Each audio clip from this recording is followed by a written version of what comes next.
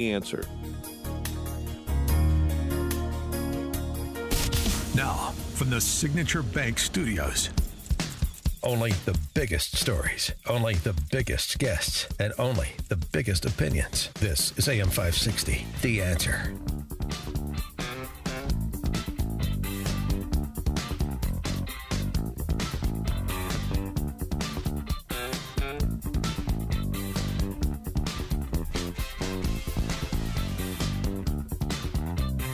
Top of the morning, Dan and Amy, as we were discussing a bit earlier in the program, very quietly, the FBI has updated their crime data from 2022.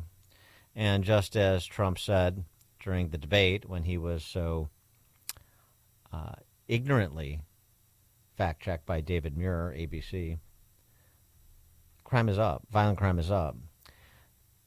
The updated data shows 80,000 plus more violent crimes than initially reported by the FBI in 2020 over 2021. Again, an additional 1,699 murders, an additional 7,780 rapes, 33,459 robberies, 37,091 aggravated assaults, 80,000 more Class X felonies than the FBI previously reported. And don't forget, 22 over 21. You know, we're 2021, the George Floyd riots in 20, the violence spike during COVID. These are 30-year highs, and yet in 2022 we saw another increase over 2021, despite the fact that it's not just at the federal level. You have the same rap being played at the local level, too, where the Pritzkers and the Brandon Johnsons of the world continue to tell us that crime is on the decline in Chicago when, again, violent crime as a category, Class X felonies, that is not the case. It's just the fraud that they're committing. I mean, the Harris campaign has been touting this substantial reduction of crime under their policies, and it's all a lie. For more on this and why the FBI can't seem to get the data right the first time around, John Lott joins us, president of the Crime Prevention Research Center, former senior advisor for research and stats at the DOJ's Office of Legal Policy, and author of books including Gun Control Myths and More Guns, Less Crime. John, thanks for joining us as always. Appreciate it. So thanks for having me on. It's good to talk to you guys. So why can't the FBI collect this data? And since they were wrong the first time, why should we believe this correction? Well, those are good questions. It's not exactly clear. They've been pretty opaque on this. You would think with major changes like this, past data, they would have announced it in their press release when they released the data in September, or in their report. They only have a footnote in the report that kind of vaguely just says, oh, by the way, we updated the data for 2022. But look, there are two measures that we have of crime. There's the FBI data on reported crime to police, and then there's the Bureau of Justice Statistics data, which tries to measure both reported and unreported to get a measure of total crime. It seems to me, if you're going to talk to people, they'd be more concerned about what's happening to total crime than the amount of crime that's reported to police. There's reasons that there's been a drop in the rate that people report crimes to the police simply because of things like, arrest rates have gone down. People are less convinced that the criminals are going to be caught and punished. In many places, if you go call up the 911, they'll ask you if if the criminal's there right now.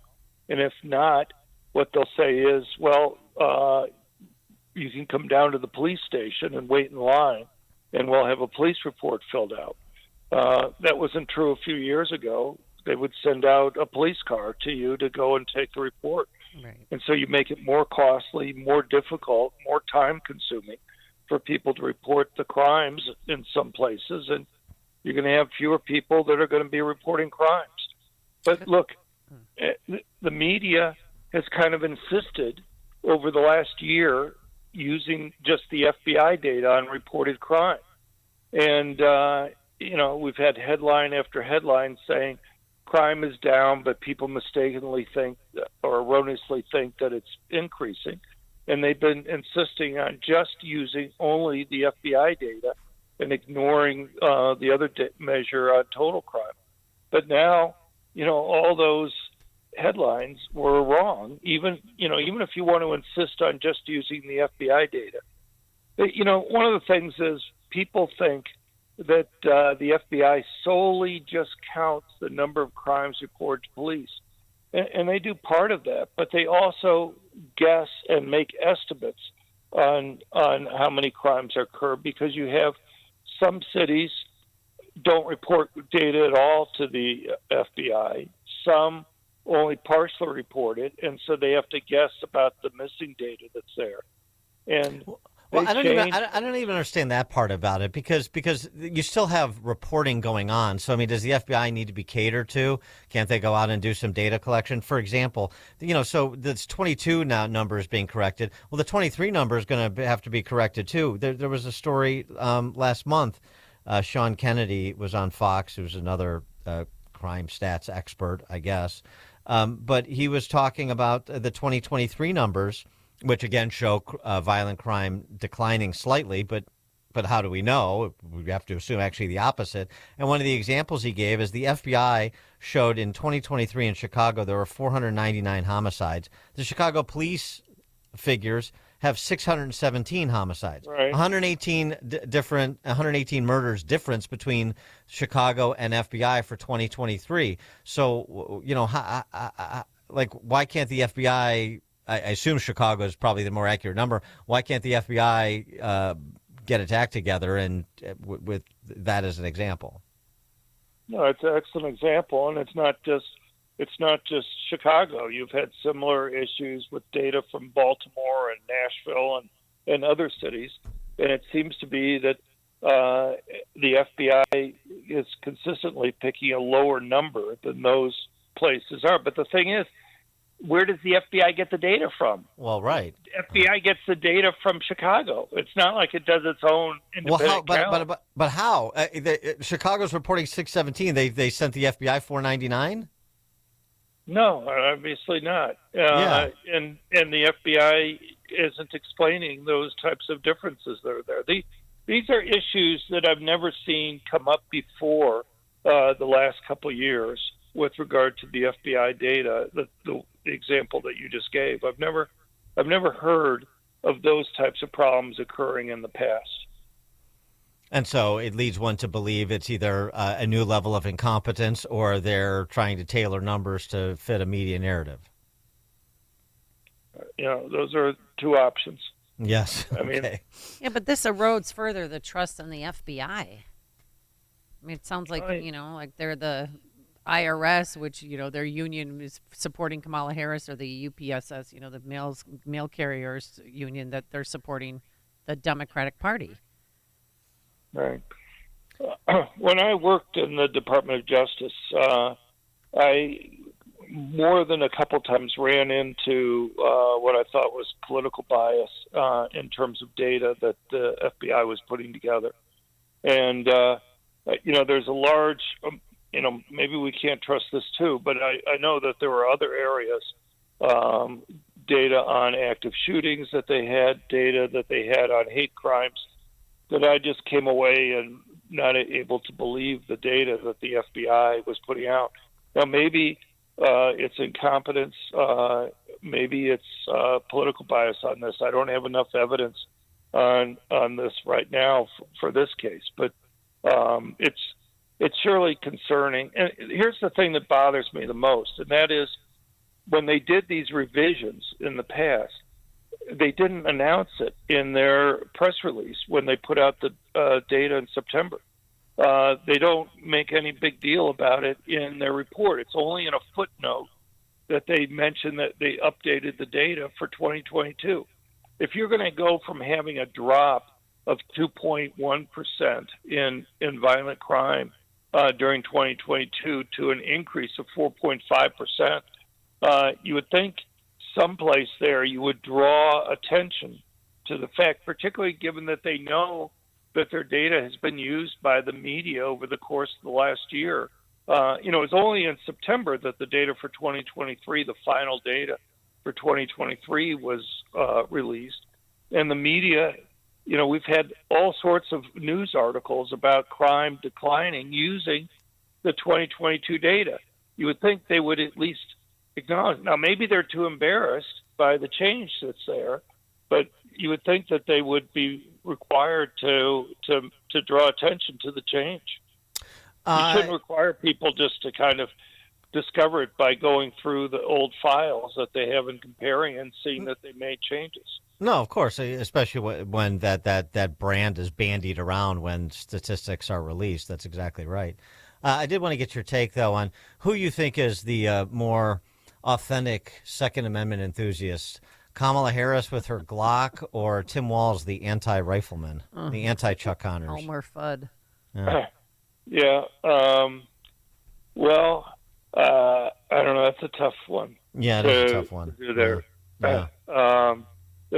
I found it pretty funny with Waltz going hunting, and he's talking about how he used to go skeet shooting all the time, and yet with that particular gun, and yet he was somehow having a lot of trouble figuring out how to load it.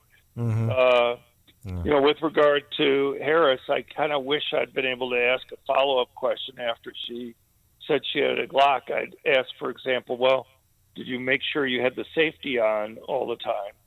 Because Glocks don't have safeties on them, and I was wondering, if she even knew something like that, or ask her what model of the gun she has, rather than just picking a word like Glock, because it'd be just some way of kind of verifying whether she knows what she's talking about. Well, I'd ask her too. Why do you feel a need to purchase a gun, and you keep promoting a mandatory gun buyback? You want to buy back your own gun? Right. Well, it's the whole term buyback is a misnomer because it makes it look like the government owned those guns to begin with and is buying them back. It's just confiscation. And the thing is, if you look at her views over time, they've been consistent. In 2008, when you had the Heller decision about whether D.C. could go and ban all handguns, or she wrote an amicus brief saying that she didn't believe that there was an individual right to self-defense, and that the government could ban an entire category of guns or all guns. You fast forward to the 2022 or 2020 presidential campaign, and again, as you indicate, she was talking about gun confiscation at that point, talking about something like they did in Australia, but it's not just that she would make those statements; it's that she was so enthusiastic about those statements. And of course, it's just one out of many places where she's, just a few years ago would enthusiastically have a position, and now, she is vague or, just says that she's, I guess last night on Fox, her comment was, well, she'll uphold existing laws. But, that doesn't explain whether she would change the laws that are there. Yeah, right. Well, you discuss this the next time you and Walz and Kamala go to the range, or maybe a bird hunt, since Tim Walz is a noted bird hunter, he says. John Lott, president of the Crime Prevention Research Center, former senior advisor for research and stats at the DOJ's Office of Legal Policy, and author of books including Gun Control Myths and More Guns, Less Crime. John Lott, thanks as always. Appreciate it. Thank you very much. Thank you. And he joined us on our turnkey.pro answer line. This is Chicago's Morning Answer. Your show keeps me alive during the week. There's nobody I'd rather listen to between 5 and 9 in the morning than you guys. On AM 560, The Answer.